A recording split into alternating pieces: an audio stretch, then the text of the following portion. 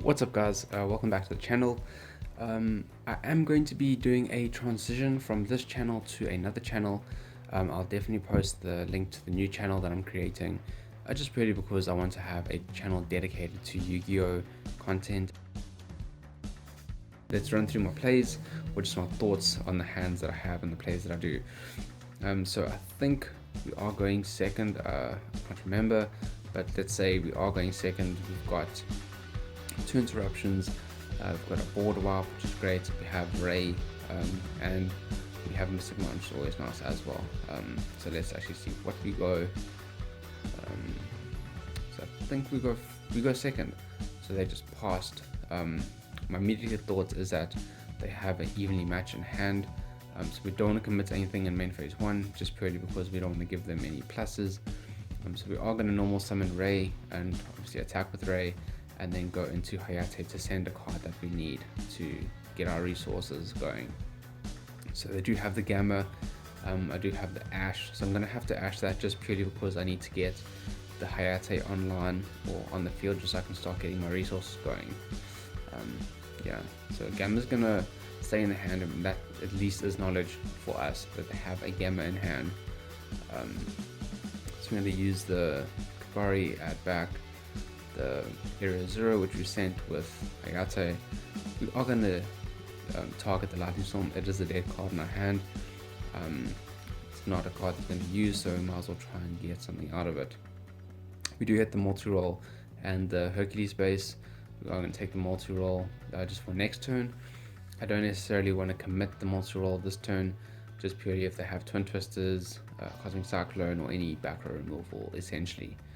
They are going to hit the Shizuku with the Ash, which is a good call. We do have 2 Imperm set, which is great. If they do have back row removal, we are going to lose them, but you know, it's a risk you're willing to take, I guess. Well, I was willing to take. Yeah, so they do go into Prankatops, which is great. We can get rid of the Shizuku, force out the Ray.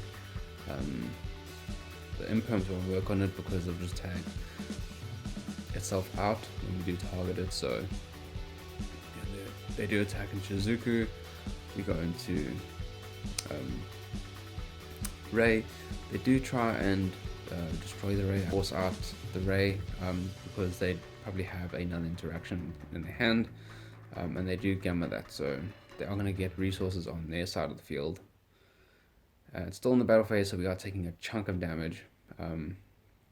So I've seen on other players, or I've heard about it, that's essentially a free Hockey Firebrax, which is great, but he does actually go into Omega, which is also nice because you can start ripping cards out of your opponent's hand, and just start controlling the hand, which is nice. So nice to see someone actually playing the Omega. We are going to Imperm that.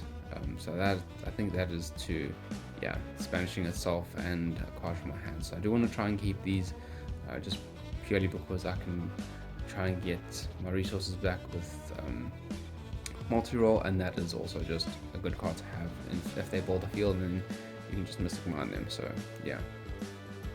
So back to our turn. We have a way to get into another link, which is great, and this is going to add a counter for multi-roll. So I think we do go, yep, I'm going to get the token, go into Hayate. So my thought process was try and get another card into the graveyard, maybe like a Widow Anchor, but they do manage to effect Veiler that. We are going to target Hayate because we haven't committed our normal summon, and this is a way for us to dig for more resources. If we don't hit anything, we can always just use multi-roll to send Area 0 and get us our Ray. But we do draw into a Ray. I'm going to go into Kagari, add back the drones just so we do have another way to recur or get into another Link monster next turn. That can possibly get us into Hayate, which can send the Hercules base, which I do run so that I can try and shuffle back my resources, especially the Link monsters, because I seem to go through them very quickly. They're going to try to use his effect, which we are going to Infinite Impermanence. I think Yeah, so we're gonna go into Zeke just so we can get this off the field. They are gonna get it back in 2 turns, but it's getting off the field for the moment. Because we are trying to go for damage, so yeah. So we get 3,000, which is great. Having the ray in the main monster isn't great. I can't remember. Let's just see. Yeah, we don't get anything back with multi-roll, so it doesn't matter that ray's in the main monster. So that attack, get destroyed. Use that effect to go into their link. So that's, yeah. We do Mystic Mine. They ripped the card out of our hand, which is gonna, if not resolved, sorry, my brain is buffering, it's still quite early here. So if we don't get our monster off the field, this is just going to destroy itself because we have 2 monsters, but we do have multi-roll, which can get rid of our monster once we start getting our resources back and all that. So reason I grabbed the wood anchors because I knew they were probably going to do this. That's just so that we can get our monster off the field. In hindsight, they probably would have gone into a link 3, and then they still would have been locked under Mystic Mine, but yeah, so that might have been a slight misplay. I could have probably let that one go and still keep the wood anchor, but this is coming back with multi-roll, so I guess nothing really lost. And that way they're also not getting into a link 3, so that's great. So we do get our card back and they get the Mega back. They set a monster. Yeah. So drawing off turns for turn, we do get to destroy a monster. We don't necessarily want to, try and push damage or anything because we do have Mystic Mine and they have 2 monsters on the field, now 3. So we're happy to chill. We don't mind. We're gonna steal the Omega, and here's where we go into access plays. Well, I'm gonna build up to it. Hulky going into Celine. And it's an easy Hulky Firebrax. It's an easy access code. They do have, I think, well, yeah, we used to effect and then we just shotgun the Eagle Boosters so that it's unaffected in case I have a hand trap like a Nibiru or something.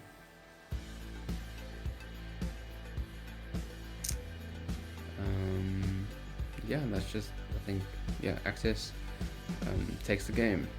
So that's game 1, guys. Yeah. Going into game 2, I thought my thought process was he's gonna make himself go first.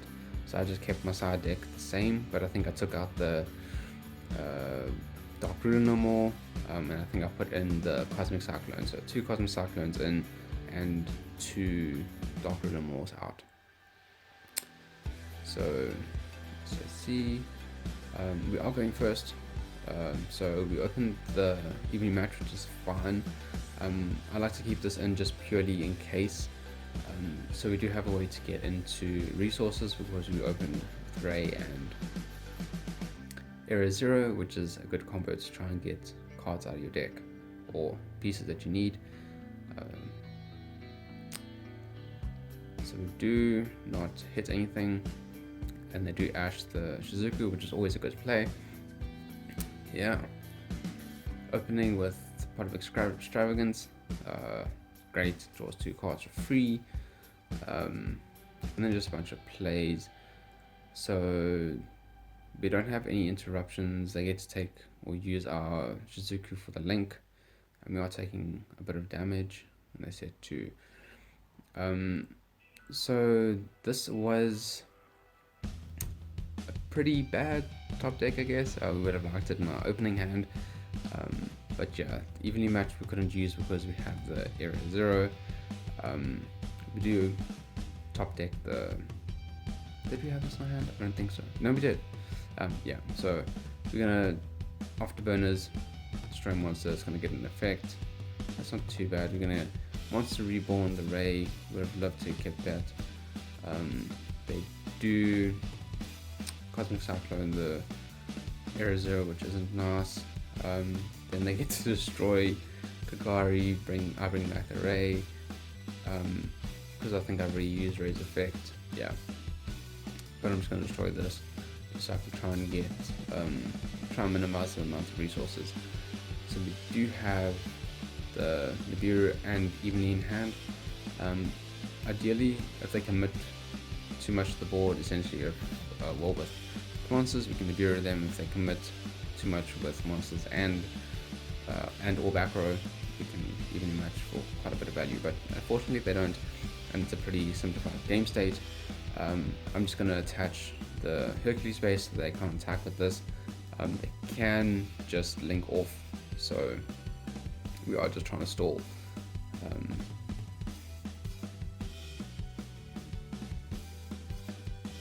It's actually a bunch of cards. Yeah, so in hindsight I should have actually played the Mystic Command, but I guess I was just scared they had back row removal. So I'm going to evenly match for 2. It's not too bad. And I'm just going to Mystic Command and just try and draw the game out. If they do draw any back row removal, that's pretty much it. But yeah, we do have the call bar for the effect railer. There we go.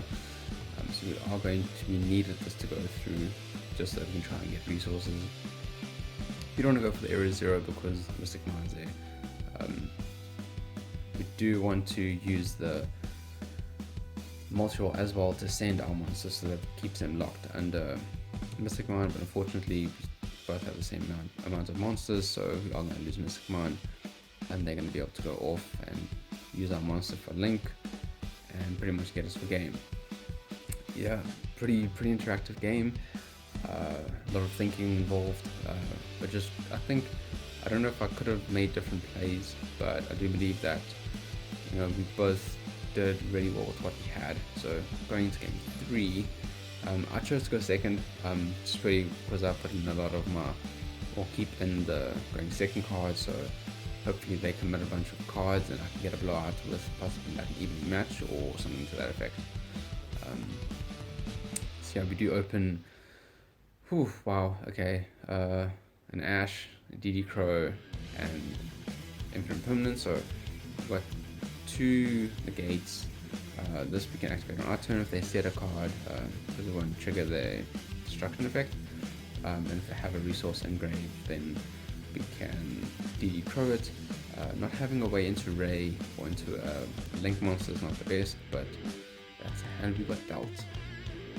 So they're going to force me to use my Ash early. It's a good play. If they need Search to go off, then that's definitely good bait. But we do open a Rotor, which is a good way to get into Ray. I don't know if using the Wood Anchor here is the best, because I just popped it and yeah.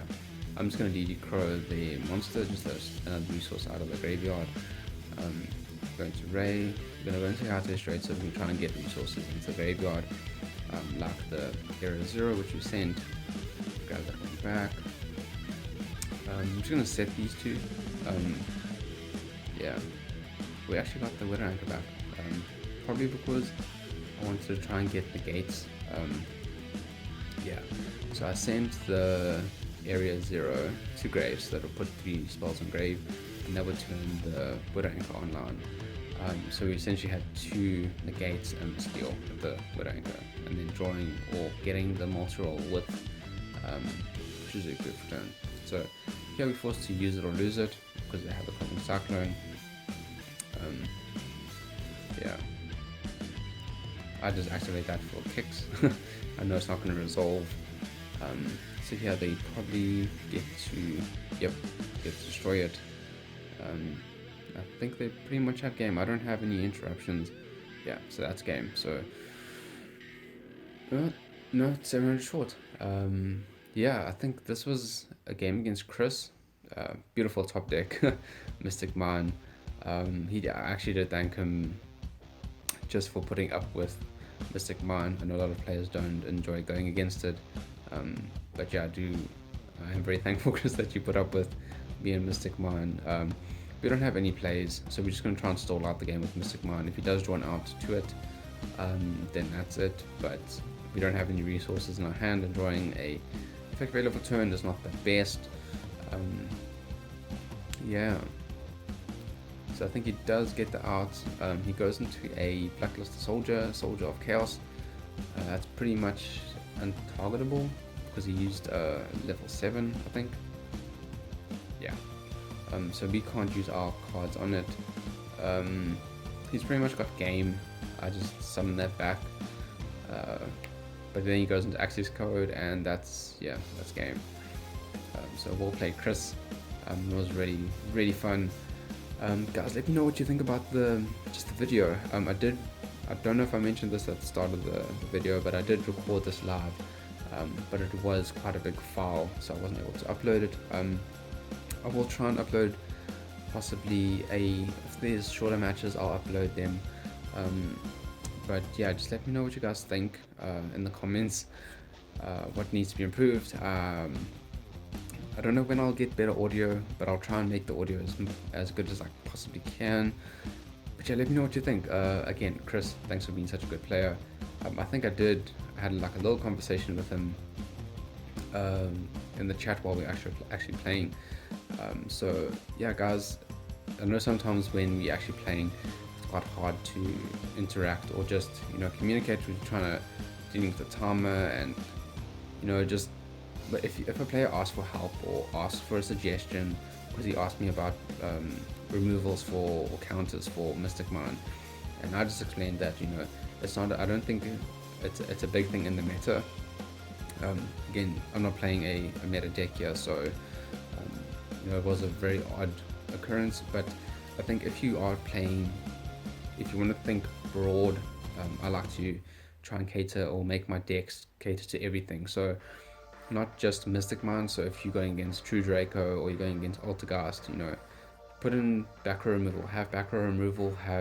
If you think you're going to go against a monster combo deck, have your Nibiru's in, or have a bunch of hand traps. But definitely try and make your deck be able to handle a multitude of different decks, not just cater to one.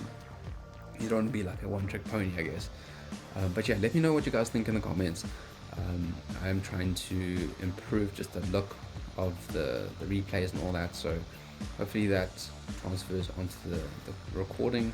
But other than that, yeah, guys, have a fantastic day, and definitely look after yourselves during this time. Yeah, just stay safe. Check you guys in the next one.